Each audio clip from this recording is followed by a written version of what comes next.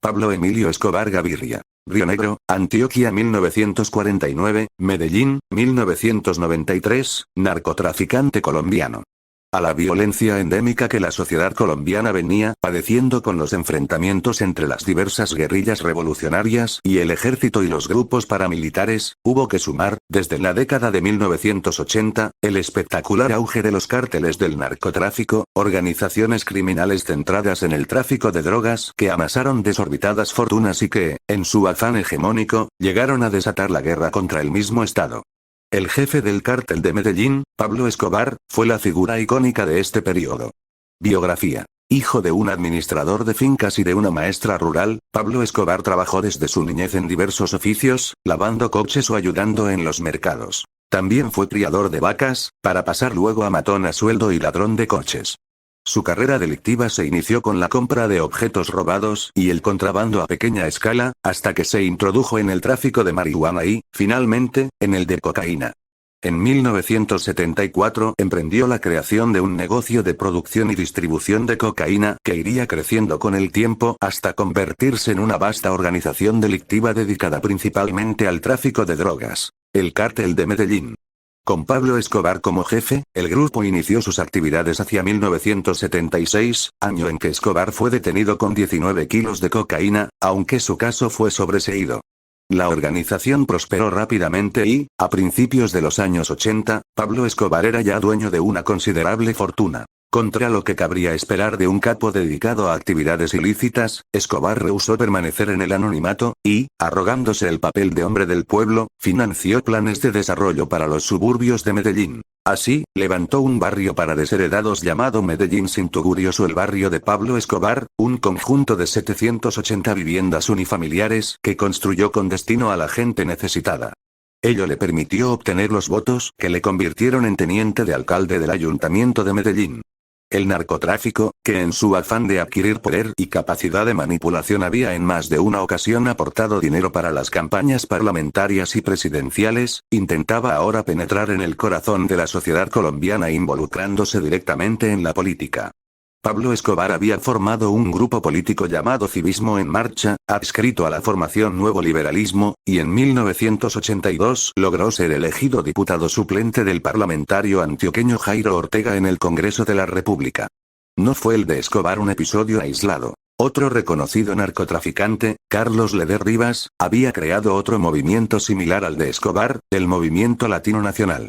Pero la coalición Nuevo Liberalismo estaba liderada por un político honesto, Luis Carlos Galán, quien, al tener noticia de las actividades criminales de Escobar, denunciadas por el rotativo El Espectador, lo expulsó de su movimiento.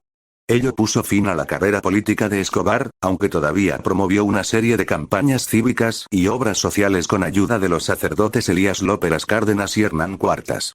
En 1983 volvió la clandestinidad, y durante mucho tiempo lograría salir airoso del asedio periódico de las autoridades colombianas y de agencias internacionales como la Interpol y la DEA.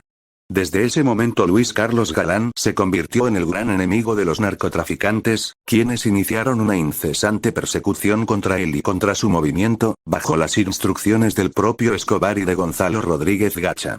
La clase política, que hasta entonces no había puesto reparo al usufructo de los dineros del narcotráfico, se sintió o fingió sentirse ofendida y amenazada ante el auge de Escobar y demás miembros de los cárteles de la droga. El gobierno de Belisario Betancur, 1982-1986, había iniciado en 1983 una reforma tributaria con la cual se quiso ofrecer una legislación que daba la posibilidad de incorporar los llamados dineros calientes a la economía del país. Se había discutido entonces la posibilidad de legalizar la droga y sus principales protagonistas.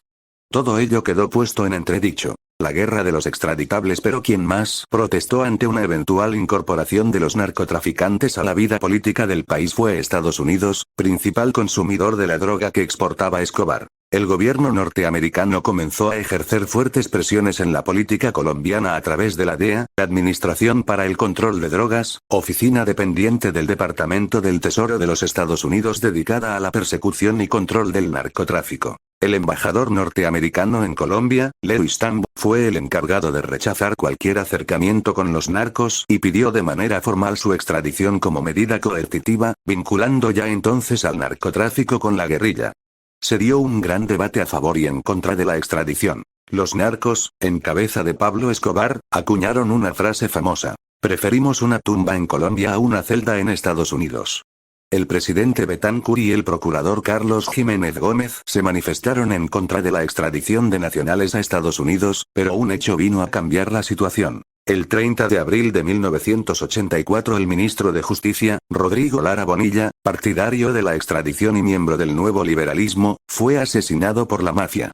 El gobierno Betancur declaró la guerra al narcotráfico, y muy especialmente al cártel de Medellín, que desencadenó como respuesta una ola de asesinatos en la que caerían líderes populares y agrarios, diputados y senadores, periodistas y jueces, candidatos a la presidencia y muchos otros personajes de la vida nacional.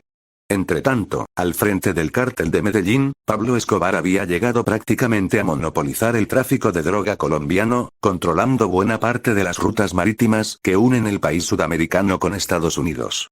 Su auténtico imperio empresarial basado en la cocaína lo había convertido en uno de los hombres más ricos del mundo. La situación no mejoró bajo la presidencia de Virgilio Barco, 1986-1990. Seguía pesando la amenaza de extradición sobre Pablo Escobar y otros jefes mafiosos, que empezaron a ser llamados los extraditables y siguieron llenando de cadáveres el país, convirtiendo la acción criminal en un mecanismo de extorsión y presión contra el Estado. El cártel de Medellín sembró el pánico colocando coches bomba en las principales ciudades para obligar al gobierno a abolir la extradición de colombianos a Estados Unidos.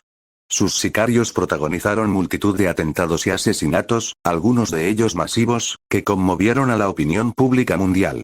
En 1989, en un atentado contra la sede del Departamento Administrativo de Seguridad, DAS, perdieron la vida alrededor de 70 personas. El director del incorruptible diario El Espectador, Guillermo Cano, fue asesinado en 1986. La misma suerte corrieron 3 de los candidatos a los comicios presidenciales de 1990, el citado Luis Carlos Galán en 1989, y, un año después, Carlos Pizarro León Gómez, líder del M-19, y Bernardo Jaramillo Osa, líder de la Unión Patriótica. La catedral finalmente, durante la presidencia de César Gaviria, 1990-1994, se aprobó la Constitución de 1991, en la que quedaba prohibida la extradición de ciudadanos colombianos. La inclusión de esta norma, que molestó a los Estados Unidos, suponía una garantía de máximo nivel jurídico, y dio pie para que Pablo Escobar y otros miembros del cártel de Medellín, como Jorge Luis Ochoa y sus hermanos, decidieran entregarse a la justicia colombiana. En unas negociaciones previas, sin embargo, se habían acordado condiciones bastante favorables para Escobar. No ingresaría en una cárcel corriente junto a otros delincuentes, sino en una nueva que el propio Escobar construyó con su dinero en unos terrenos de su propiedad cerca de la ciudad de Envigado. Bautizada como la Catedral, esta cárcel dotada de todos los lujos imaginables no albergaba más reos que el propio Escobar y sus lugartenientes y colaboradores. Desde allí siguió manejando su lucrativa organización, bajo la protección de sus guardaespaldas en el interior y de los cuerpos de seguridad colombianos en el exterior. Este escándalo generó una airada reacción en los Estados Unidos, y corrió el rumor de que comandos estadounidenses asaltarían la catedral y se llevarían al capo. Aduciendo que la falta de seguridad y el influjo de los intereses norteamericanos ponía en peligro su vida, y que las garantías que le había ofrecido el gobierno eran insuficientes, Pablo Escobar decidió, después de 13 meses de reclusión, abandonar la prisión, cosa que hizo sin demasiadas dificultades el 22 de julio de 1992. Volvió a la clandestinidad y la ola de secuestros, terrorismo y acciones extremistas se agudizó. Pero esta nueva etapa también afectó a la familia del jefe del narcotráfico, ya que fue objeto de las acciones violentas del autodenominado Grupo de los Pepes, perseguidos por Pablo Escobar, que iniciaron una campaña de ataques contra las propiedades, familiares, abogados y asociados del delincuente. En esta oleada de atentados cayeron varios de sus hombres de confianza y la familia Escobar inició una diáspora en la que se intentó encontrar una nación que quisiera recibirles como refugiados políticos. El gobierno de César Gaviria, mientras tanto, ofrecía jugosas recompensas por cualquier dato acerca de su paradero.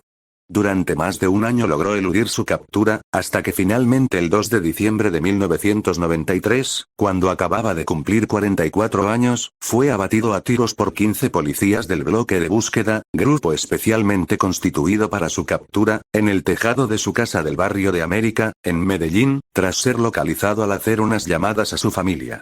Estaba casado con María Victoria Henao, que le había dado 2 hijos, Juan Pablo y Manuela. Se cerraba así uno de los episodios más significativos de la historia colombiana de la segunda mitad del siglo XX. La caída de Pablo Escobar conllevó el desmantelamiento de toda su organización, pero fue aprovechada por el Cártel de Cali, más moderno, discreto e influyente en círculos políticos y financieros del país, para hacerse con el control del narcotráfico en Colombia. La infiltración en la política continuó. En los comicios presidenciales de junio de 1994, los 2 candidatos, Ernesto Samper y Andrés Pastrana, fueron acusados de haber recibido financiación del Cártel de Cali. Resultó elegido Ernesto Samper, 1994-1998, quien, con ayuda estadounidense, dio un golpe definitivo al Cártel de Cali al lograr detener en 1995 a su máximo dirigente, Gilberto Rodríguez Orejuela. Tal golpe no supuso, por supuesto, el fin del narcotráfico en Colombia, pero sí el de la época de los grandes cárteles. A partir de entonces, ninguna gran organización llegó a copar la mayor parte del mercado ni a desafiar abiertamente a las autoridades hasta el punto de desestabilizar el país. El negocio, según los expertos, se atomizó y especializó, y sus líderes de más peso, cuando los hubo, fueron menos poderosos y permanecieron en un discreto segundo plano. Este cambio contribuyó a convertir a Pablo Escobar en el singular emblema de un momento histórico único, y, junto a la natural fascinación humana por la libérrima épica del mal, explica la atracción que sigue despertando su figura, que ha sido desde entonces objeto de libros, documentales, películas y series de televisión.